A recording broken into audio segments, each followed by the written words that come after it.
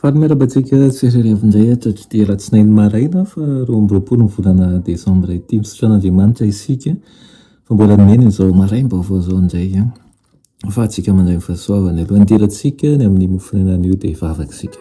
Io toba Andriamanitra io tolotrainao ny dera ny laza ny atsa sy ny voninahitra sotranao izay fa nomena tombontsoa lehibe indray kehitriny dia ny fandraisana ny teninao koa sokafo ny fomam-panahinay araoka ianao rery ihany no anjaka ny fiainanay aminaran'i Jesosy. Amen. Lohatenin'ny mofonenantsika androany dia manao hoe miandry an'izay rehetra mibebaka izy.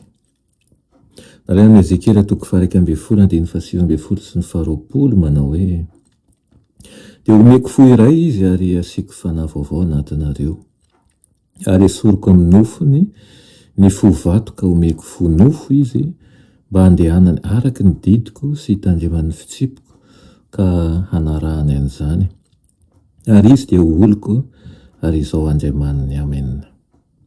Efa nasehon'Andriamanitra tamin'ny fomba mazava ny sitrapony mahakasika ny famonjenan'ny mpanota, ny toe-tsaina izay hita ao amin'ny maro, ny fisalasalana sy ny tsy finoana raha toa hamonjy azy tokoa Andriamanitra na tsia dia fisalasalana momba ny toetran'Andriamanitra mihitsy.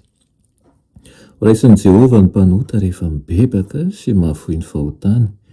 Ny tanjony nanolorany zanak'Andriamanitra noho ny fahotany izao tontolo izao dia mba hamonjen'ny olona tsy ao anatin'ny fandikan-dalàna sy ny tsy fahamarinana nefa fa amin'ny alalan'ny fialana amin'ny fahotana sy ny fanasana ny toetra mba hadio. Tiany raha esorina amin'ny mpanota ny zava-maniratsira rehetra izay alany nefa tsy maintsy miara-miasa aminy amin'izany izy ireo.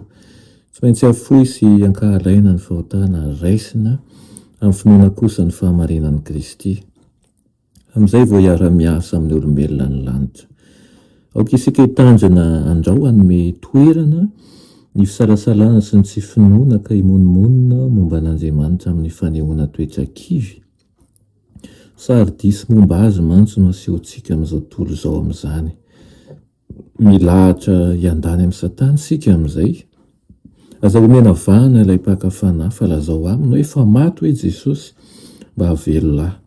Dia izy ary tsy sitrany ny havery ahy.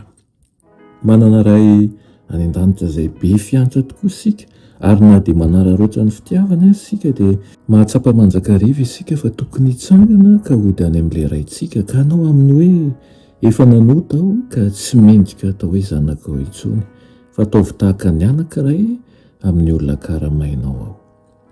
Farany lazain'ny fanoharana aminao ny fomba handraisana ilay nani tahaka an'izay no anehoan'ny Baiboly ny fahavononan'Andriamanitra handray ny mpanota mibebaka sy miverina aminy.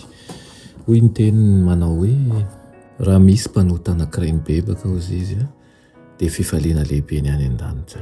Alao hery ary aoka isika hanana ny fiononam-po sy ny fahazotoana ny andrindra ny atoraka amin'Andriamanitra. Amen. Itoba Andriamanitra eo misaotra anao izay ny amin'izany teninao izany.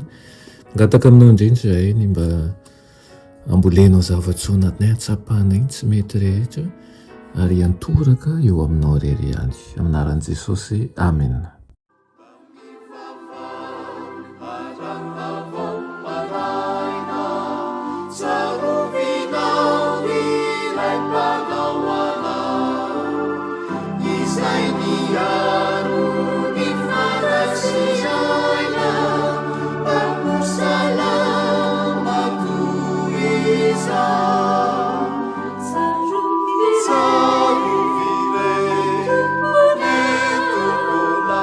Sapiaro